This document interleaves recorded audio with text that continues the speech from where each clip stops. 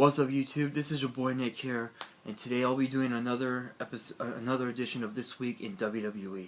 So this week in WWE has been pretty chaotic, I would to say the very least. Of course, starting with what happened on Raw with Braun Strowman and Kalisto in that dumpster match. Apparently, Kalisto posted on Twitter saying that he was challenging Braun Strowman to a dumpster match, and Kurt Angle replied to that tweet saying, "You want it, you got it." And of course, before the match started, Kurt Angle tried to reason with Kalisto, but that did not work. Yes, Kalisto may have won the match, but he ended up in the hospital. And based on what I know, he might be out for at least a few weeks because of the injuries he sustained. And then of course there was Alexa Bliss who was just running her mouth like she always does about Bayley and her dreams and whatnot.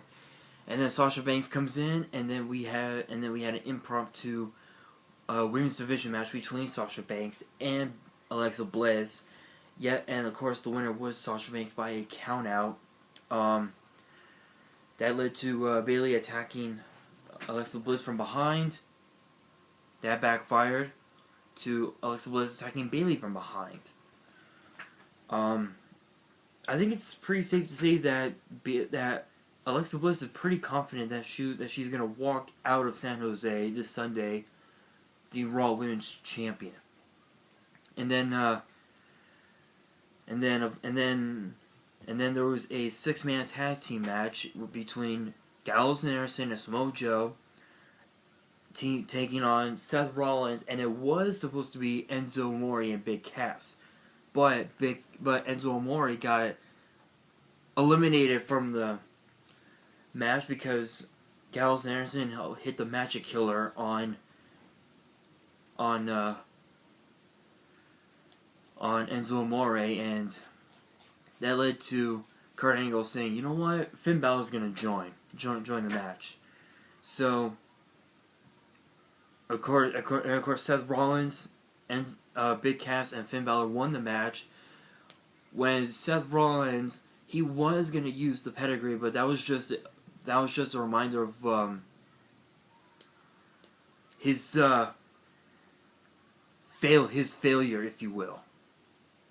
And so he decided to use some sort of knee strike to the back of the head on Carl Anderson.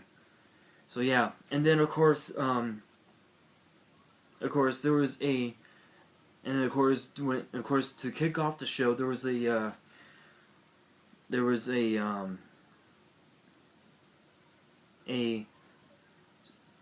special edition, if you will, of the highlight reel. That led to, yes, Jericho said that he was his own guest. And that led to The Miz bringing out Miz TV, and Dean Ambrose bringing out the Ambrose Asylum, which was pretty funny. And of course, Jericho and Ambrose let bygones be bygones. Apparently, Ambrose still owed Jericho $15,000 for that jacket. So Ambrose got a jacket. It wasn't much, but it was a jacket nonetheless. A light-up jacket nonetheless. It actually looks really good on Jericho. I have to admit. But that led to a supposed tag team match between The Miz and a partner of his choice against Ambrose and Jericho. Apparently The Miz's partner did not show up, so it turned out to be a handicap match. And it was by a disqualification. So I guess Ambrose and Jericho won by DQ because Bray Wyatt got involved, and I guess he was supposed to be the mystery partner for The Miz. But yeah, that was the main event. And then on SmackDown Live,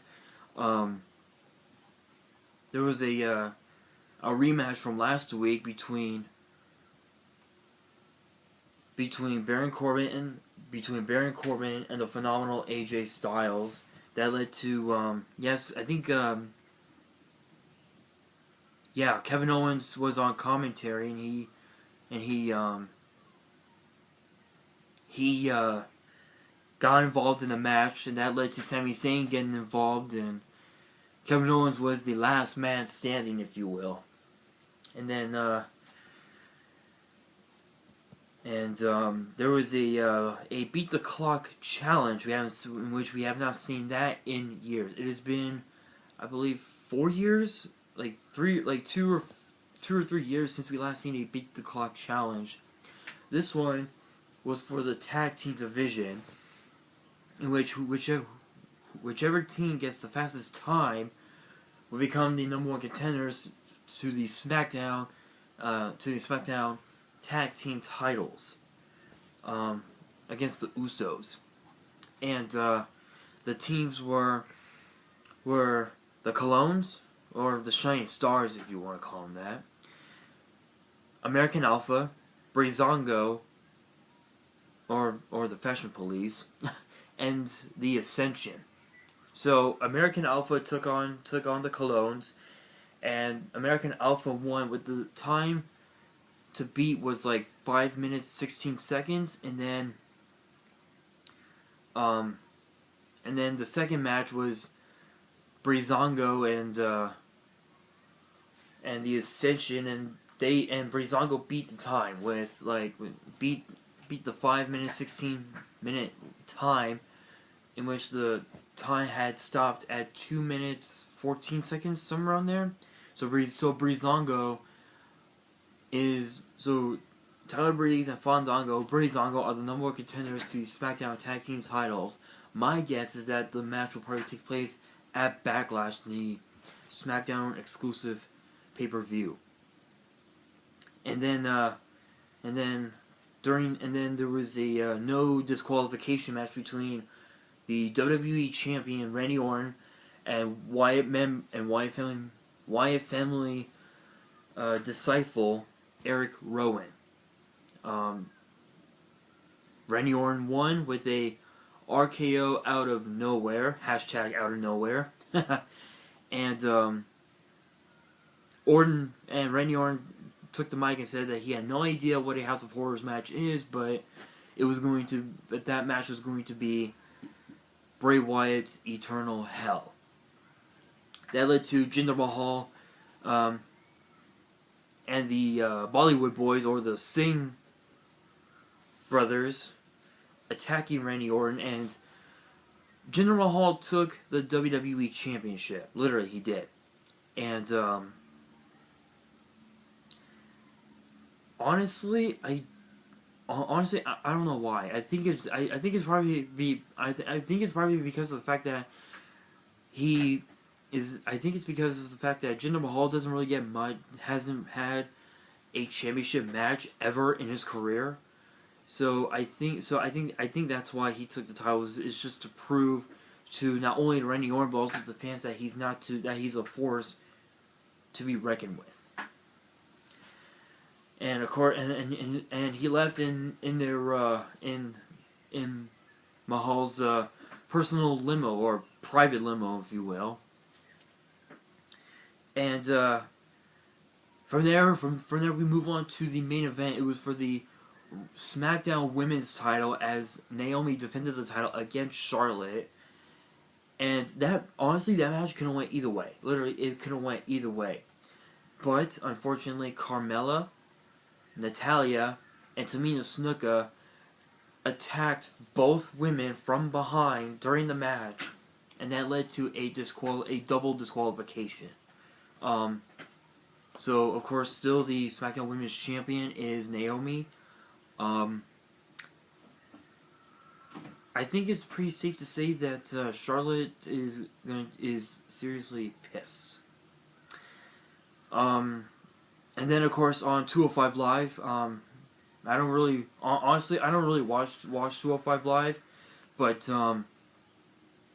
of course you can see 205 Live every every Tuesday night after SmackDown live, only on the WWE Network. But there was a match between the Cruiserweight Champion Neville and Gentleman Jack Gallagher. Yeah. And there were also a couple of other matches as well that I wasn't aware of. Because again, like I said, I don't watch 205 Live. And then of course on NXT, there was a it was supposed to be Nikki Cross from Sanity and Ruby Riott in singles action, but Nikki Cross attacked Ruby Riott from behind, and the brawl just went all over, literally all over the stage, the stage area. And then of course Drew McIntyre, whom we have not seen in 3 years, was in singles action against Adrian Almas, I believe is that was his name, and a lot of crazy action on NXT, which can be seen every Wednesday on the WWE Network.